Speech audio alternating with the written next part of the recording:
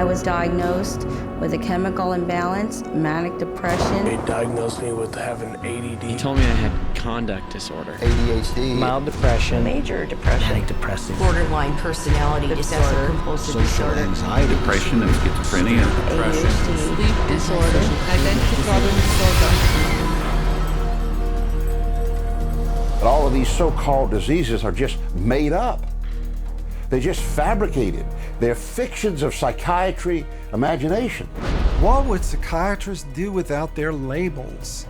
They couldn't pretend to be real doctors anymore, you know? Neither could psychologists, you know? Diagnosing, what a godlike thing to do. Making diagnoses, and here's your treatment, a pill. Because so far they're not proving that any so-called mental illnesses exist. These are labels, and that's all they are. But without proof, you can't have credibility. So psychiatrists manufacture their own. It's based on a grab bag of checklists for disorders that are published in a book called the DSM, which is the Diagnostic and Statistical Manual. There are no statistics in this book, by the way. That just makes it sound more scientific. They create this cluster of disease, and they get together and they vote. Is this a disease? All in favor, say aye. The American Psychiatric Association is the publisher and owner and wealthy owner of DSM. They've made a great deal of money on DSM. Since the first edition of the DSM, the number of mental disorders voted into psychiatry's diagnostic manual has grown to 374. And with each new disorder, psychiatrists create yet another way to defraud the public. If you have 27 ways to bill in the DSM, that's 27 ways to bill. If you have 300, that's 300 ways to bill. So you can pretty much find anyone walking on the street that could fit into a DSM somehow. When you build insurance companies, you can't say the word. You've got to send in a number. And they have numbers for the most ridiculous things. You know, like arguing with your mother or peeing in the bed. Adolescent rebellion disorder is an official psychiatric diagnosis. Arithmetic learning disorder is an official psychiatric diagnosis. General anxiety disorder is a recent diagnosis. The psychiatric industry takes advantage of that. They say, wow, we can get these things categorized, make it look scientific, so let's label everything. Now we have a label for it. We put a coding. If you've ever seen a medical insurance form, everything has a code. In DSM, it just looks like sort of some magical numbers. Of course, what we're talking about is reimbursement for mental health treatment as an illness. The more types of codings, the more types of illnesses you can come up with, the more claims can be paid, and the more reasons for treatment, and the more reasons for revenue for the psychiatric establishment, for the hospitals, and of course, the pharmaceutical companies.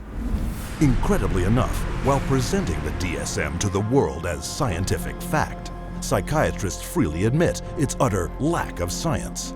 We have no diagnostic reliable markers for almost any illness there is in the DSM. What we're testing for in psychiatry, it's hard to say because there's nothing specifically. But as far as a test that's clinically useful, basically we're not there yet. We don't have any laboratory tests that we can use to determine whether somebody does or doesn't have a mental illness. There are no good biological tests for detecting mental illness. There is no test, there's no biopsy you can do. There is no chemical test right now.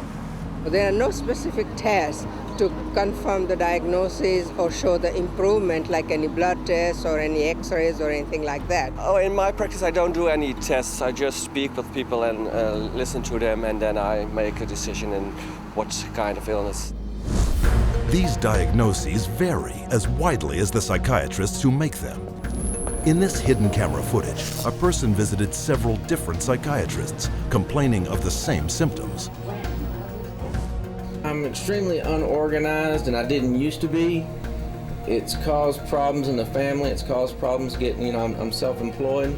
You got ADD, ADHD, and you're depressed, and your depression is bipolar depressed. You have a brain chemistry disorder, and it's probably genetic.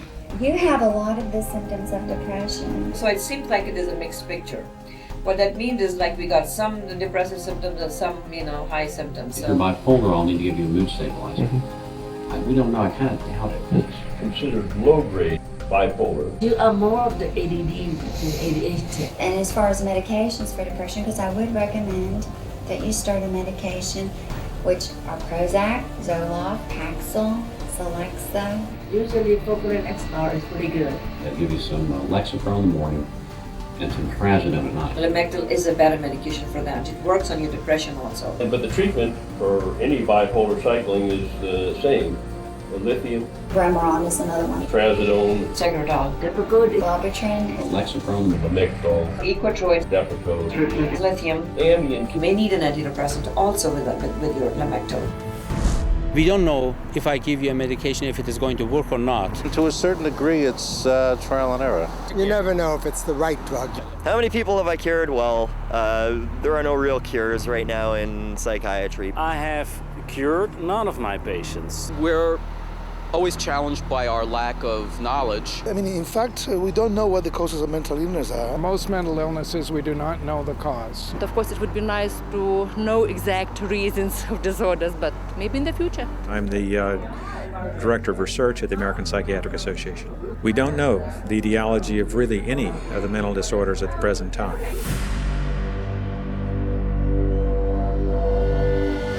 DSM-5 is coming out. It's grown to 10 times its original size, and it labels everybody.